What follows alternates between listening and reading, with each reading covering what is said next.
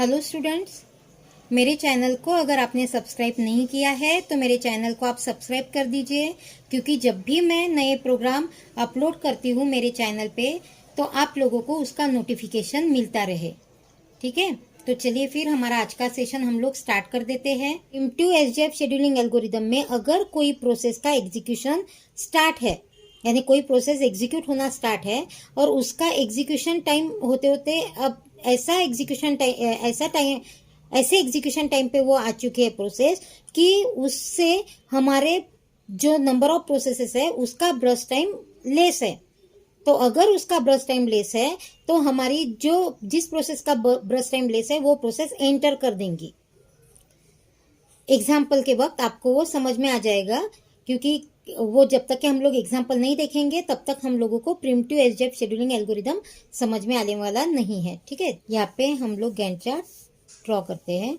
आप लोगों को पता है कि गैंट चार्ट हमेशा, मैंने आप लोगों को पहले ही बताया है कि गैंट चार्ट हमेशा आपका स्टार्ट होगा 0 से, बराबर है ना। गैंट चार्ट आपका स्टार्ट होने वाला है 0 से। अब आप लोगों को ऐसी प्रोसेस फाइंड आउट करनी है जिसका अराइवल टाइम 0 है। तो हम लोगों के पास अराइवल टाइम कौन से प्रोसेस का 0 है? P0 का, तो इसलिए हमारी प्रोसेस एग्जीक्यूशन स्टार्ट होगा P0 का। ब्रश टाइम हम लोगों के पास है 4, तो यहाँ पे हमारा ब्रश टाइम आ जाएगा 4। अब आपको क्या करना है, मैंने आपको क्या बताया था कि जो प्रोसेस एग्जीक्यूट हो रही है उसका ब्रश टाइम जो रहेगा एग्जीक्यूशन होने के बाद, यानी करंट एग्जीक्यूशन टाइम हम लोगों के पास है 4।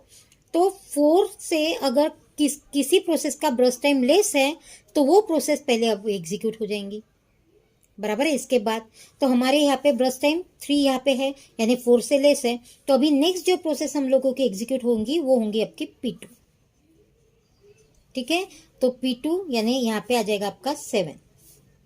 ठीक है, अब 7 से लेस नंबर ऑफ प्रोसेस है, यहाँ पे 3 प्रोसेसेस है, बराबर है।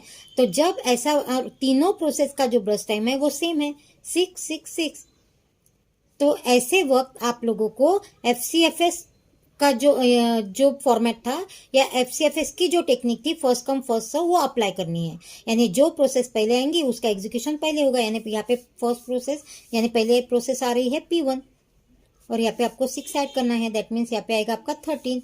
नेक्स्ट आपकी प्रोसेस एग्जीक्यूट होंगी P3, यहाँ पे आ जाएगा आपका 19 और नेक्स्ट प्रोसेस आपके आएंगे P4, यहाँ पे आ जाएगा आपका 25। ठीक है, तो इस तरीके से ये वाला फर्स्ट एग्जाम्पल। एक और एग्जाम्पल मैं यहाँ पे लेकर आई हूँ, तो और एक एग्जाम्पल और बताती हूँ मैं आपको, क्योंकि यहाँ पे हम लोगों के पास अराइवल टाइम था, अब यहाँ पे हम लोगों को प्रायोरिटी दी है। ठीक है, एग्जाम्पल सेम तरीके से सॉल्व करना है आपको, लेकिन सिर्फ यहाँ पे अराइवल टाइम है, यहाँ पे प्रायोरिटी है। अब हमने क्या किया था, यहाँ पे जिसका अराइवल टाइम यानी जिस प्रोसेस का अराइवल टाइम 0 है वहां से हम लोगों ने स्टार्ट किया था। अब प्रायोरिटी शेड्यूलिंग एल्गोरिदम हम लोग देख चुके हैं। हम लोगों ने वहां पे एक पॉइंट बोला था, जिसकी प्रायोरिटी लेस है उसको हमको हायर कंसिडर करके उसका एग्जीक्यूशन पहले करना है। वही पॉइंट हम लोगों को यहाँ पे लेना है। अभी हम हमारा गैंट चार्ट स्टार्ट कर देते हैं। यहाँ पे हम लोग गैंट चार्ट स्टार्ट कर देंगे। अब यहाँ पे क्या करना है हम लोगों को कि हमारी प्रायोरिटी कौन सी प्रोसेस की लेस है वो देखना है। तो यहाँ पे हमारी कौन से प्रोसेस की प्रायोरिटी लेस है, तो P2 प्रोसेस की प्रायोरिटी लेस है, इसलिए आपका एग्जीक्यूशन भी जो होगा वो P2 प्रोसेस का होगा। अब P2 प्रोसेस का ब्रश टाइम क्या है हम लोगों के पास, यहाँ पे 1, बराबर है।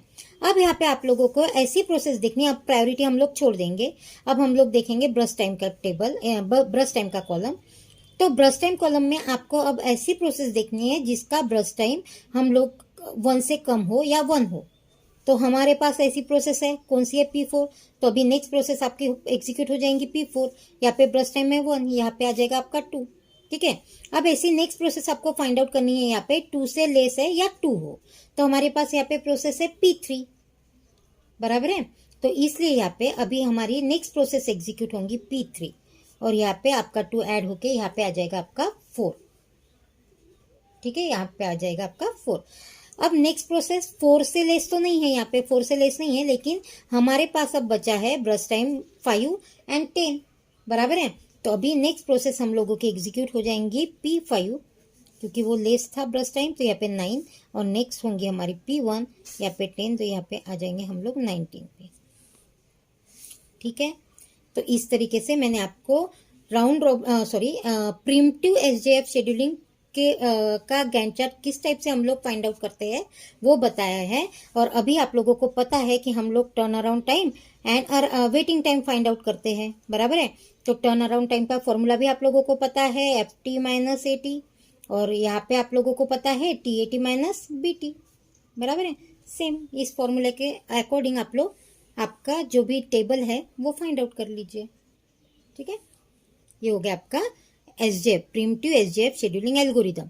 और non primitive SJF scheduling algorithm का एग्जांपल जो है वो like as to FCFS scheduling algorithm, हम लोग उस हिसाब से हमारा वो जो प्रोग्राम है उसी टाइप से हम लोग कर सकते हैं, ठीक है। तो ये हो गया आपका SJF टाइप।